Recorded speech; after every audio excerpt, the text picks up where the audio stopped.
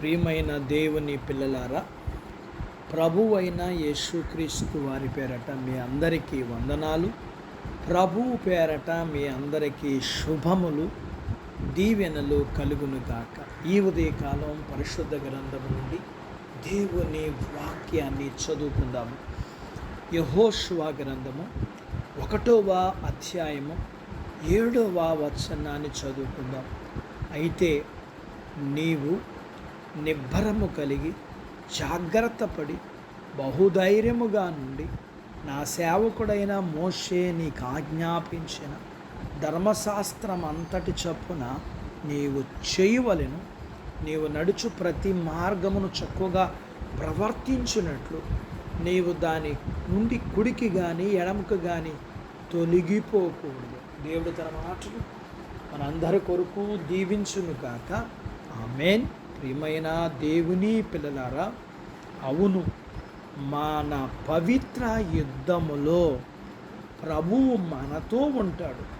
అయితే మనం ఆయన పెట్టిన నియమాలను ఖచ్చితంగా పాటించాలని గట్టిగా అడుగుతున్నాడు. మన హృదయపూర్వకంగా ఆయనకు లోబడి విశ్వాసంతో ఉపయోగించే బలం, ధైర్యాన్ని చూపే క్రియల మీదనే మన విజయాలు ఆధారపడి ఉంటాయి. సగం మనసుతో ఉంటే మనకొచ్చే ఆశీర్వాదాలు కూడా సగమే ఉంటాయి. అంతకంటే ఎక్కువగా మనము ఆశించలేము. జాగ్రత్త పడి అని దేవుని వాక్యంలో రాయబడింది. మనం అతి జాగ్రత్తతోనూ ఆలోచనపూర్వకంగా ప్రభువుకు లోబడాలి. అది సంపూర్ణమైన అర్థముతో అక్కడ పొందుపరచబడింది. దేవుని చిత్తములో ఉన్న ప్రతి అంశము గూర్చి మనం జాగ్రత్త పడాలి. మనం అన్ని సమయాలలో, అన్ని స్థలాలలో, అన్ని విషయాలలో సంపూర్ణ సిద్ధపాటుతో ఆయనకు విధేయత చూపించాలి. మన ప్రవర్తన నియమావళి అంతా దేవుని వాక్యం చప్పునే ఉండాలి. అక్కడక్కడ మనకు నచ్చిన ఆజ్ఞను ఏరుకుని వాటిని పాటించటం కాదు, ప్రభువు ఆజ్ఞనన్నిటినీ ఉన్నవి ఉన్నట్లుగా తీసుకోవాలి. దేవుని ఆజ్ఞలు పాటించటంలో నిశ్చయత కలిగి నిలకడగా ఉండాలి. మన జీవిత మార్గం తిన్నగా సాగిపోయేదిగా ఉండాలి. అది కుడికి కానీ ఎడమకు కానీ తిరగకూడదు. దేవుని ఆజ్ఞలలో లేని కఠినత్వం ప్రదర్శించేటట్లుగా కానీ, లేకపోతే దేవుని ఆజ్ఞను తేలికగా తీసుకుని అపహాసం చేసినట్లుగా కానీ ప్రవర్తించడం మనకు తగ్గదు.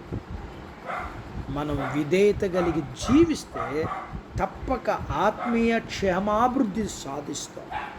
ప్రభువా, అటువంటి విధేయత నాలో దయచేయము. మేము చేయవలసినది చెయ్యగలగటానికి మాకు సహాయం చేయము. దేవుడు అట్టి బాధ్యత మనకు దయచేయునుగాక. ఆమేన్. దేవుడు తన మాటలు మన కొరకు దీవించునుగాక. ఆమేన్. ప్రార్థించుకుందాము. నాతో పాటు ఏకీభవించండి. మమ్ములను మిక్కిలిగా ప్రేమించిన మా ప్రియ పరలోకపు తండ్రి, మీ పరిశుద్ధ నామమును బట్టి మీకు వందనాలు. ఈ ఉదయకాలం మీ పాదాల దగ్గర మీ లేఖనాన్ని, లేఖనపు సత్యాన్ని మేము తెలుసుకోవడానికి మీరు మాకు సహాయం చేశారు. అందును బట్టి మీకు వందనాలు చెల్లించుకుంటున్నాం. నాయనా, మేము మీ యొక్క మా జీవితంలో మేము మీ యొక్క వాక్యాన్ని కలిగి మా ప్రభా విధేయులమై, మీకు ఇష్టలమై, అనేకులకి ఆశీర్వాదకరమై ఉండగలగటానికి సహాయం చేయండి.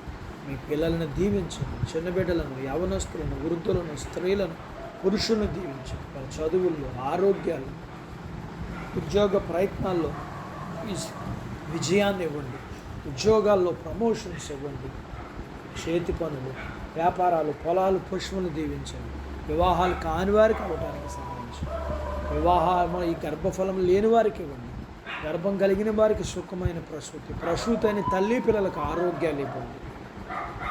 ప్రియ ప్రభువా, మీకు వందనాలు చెల్లిస్తున్నాను. మీరు జ్ఞాపకం చేసుకున్నాను. మీ పిల్లల అవసరతలు తీర్చండి. సమస్యలు, రుణాలు, బలహీనతలు విడిపించి మీరు సిద్ధపరిచిన పరలోకపు భూ సంబంధమైన దీవులకు పాత్రులు చేయమని యేసు ప్రభు వారి పేరట స్తుతించి ప్రార్థించి అడిగినవన్నీ పొందుకొని ఉన్నాము తండ్రి. ఆమెన్. దేవుడు మిమ్మల్ని దీవించునుగాక. ఆమెన్.